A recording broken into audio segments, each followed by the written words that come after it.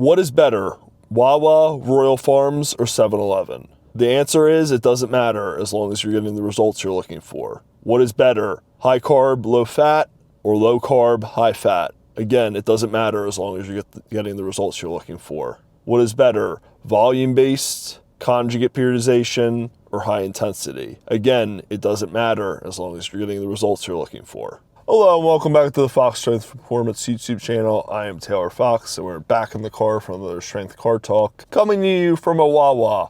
Now, I love Wawa, grew up on Wawa from Delco, so it's, birthplace of Wawa, been around Philly a lot. Wawa on every block, it's crazy. And then they close, but then another one reopens right down the street. It's always exciting and then it's easy access. It's kind of like spoiled, to be clear, like trying to get energy drinks and it's like there's literally one everywhere and you just stop and get them. Why that is relevant is because some people prefer other convenience stores, Royal Farms, 7-Eleven, based on different choices of drink products, food, whatever. So I was watching a video from Jay Cutler a while back where he was talking about Sam Sulek's training, or at least what he had observed while training with him. Wasn't really in agreement with it, was kind of critiquing. He was like, hey, I don't agree with this training style. I like to kind of like ease into the training session and kind of build up through it, build more cumulative volume, really start light, move through some like single joint exercises into the heavier compound movements, and then really get after it, versus Sam was much quicker, much more to the point, and was like, I'm done. Had a much shorter session than he was like accustomed to, and he was like, that's crazy. And he was like, that's really not the way to do it, in different words. My thing is like who cares? Like, yeah, me versus Jay Cutler, like Jay Cutler, Mr. Olympia, like great bodybuilder. So am I in a position to tell him like what I think or tell him what the right thing is? Not really. Sam Sulek's been pretty successful, and he's also at a point where he's looking at a different weight class than Jay was in. Like, he's not trying to be one of these mass monsters. He's trying to be a little bit more of like finesse type bodybuilder, stay at a lower body weight through his career. He's like, maybe I get into the open, I don't know, but the moment that's not really his path. So if what is working for him right now, it's there and he's getting results, like, I don't think it really matters. And maybe that's something he learns that he needs to change over time. Who knows? Like, I feel like a lot of the things Jay does, I like and agree with. Like, it's your body and you kind of have to train with how you see fit. Like, the way I've been training lately has not really been something that a lot of people would agree with. It's like, you got to figure this out, bro. You got to take more time. You got to make sure you're getting like dedicated time to multiple accessories in. I know I've posted sessions on YouTube and people have been like, oh my God, only 1 or 2 accessories. And it's like, like I just spent a ton of time on deadlift, or I just spent a ton of time on log press. Like, I don't need to do an hour of accessories. I'm going to do something straight and to the point, accomplish the goal of getting a little bit extra volume in, and then I'm done. And I know for a fact that people like powerlifting coaches also do not agree with how I would program, like how I would implement jumps and throws, or how I would implement giant sets. Like, often many people in the industry training for powerlifting are very opposed to the giant sets. Like, what is the point of this? Like, this is silly.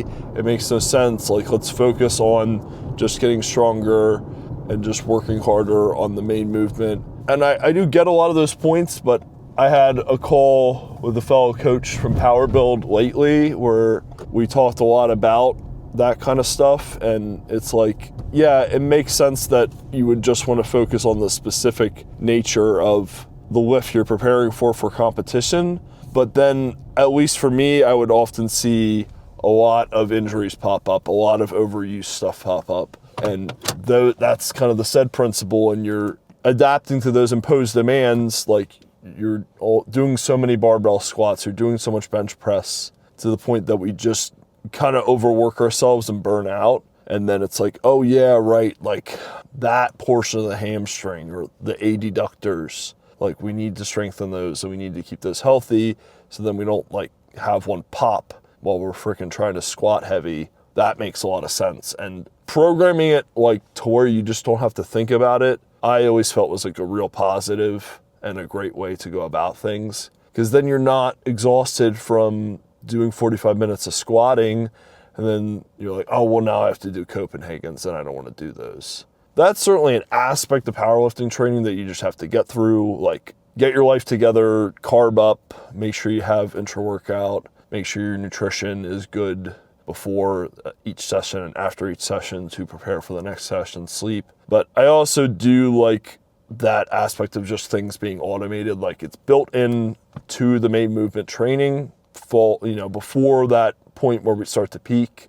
When we start to peak, I pull stuff out so then it's not interfering with it as much. And when we built that work capacity with those sets over time, the giant sets, then when we pull that out, that's where I really see the peaking effect that I'm really excited about. And that's where I get a lot of progress for lifters, including myself. Over time, I would always like be PRing, and that's the fun part. That's what I love, is like the consistent progress. We love to like hit a new PR on squat every meet and stuff like that. So that's kind of where I would see it. So there's a lot of different ways you can do things. Obviously there's different forms of periodization. There's different forms of just overall workout template. I mean, like a bodybuilder, like what Jay's talking about, you wouldn't do the compound movement till the end, but maybe other people like to do it at the beginning, like who knows, and they get results from that. I mean, there's a lot of stuff like with Louis Simmons, like he would have bodybuilders in training the same way for West Side barbell like type movements, but then they would go do their accessories at night, and that worked well for them too. Like, but not everybody has time or the capacity for split sessions, and you kind of just have to go with the flow and go with what works for you. So right now I've been doing a lot more main movements and short sessions and spreading it out throughout the week. And then I worked spotting loading a powerlifting meet yesterday and then did all my accessories after. So I feel like I did a full week of training pretty well. Got some good accessories in for the chest, the shoulders, hamstrings, and also got my main movements in. So nobody can tell me that that wasn't a full week of training, that I didn't do full sessions, and then I'm not moving in the right direction with my progress and ready to perform for competition in the future. It's up to you. Figure it out. Get a coach, hire me, hire somebody else. We all have different opinions, and hopefully in the end you find out what works for you. Hope you guys enjoyed the video. Until next time, keep lifting those heavy weights. Hold strong.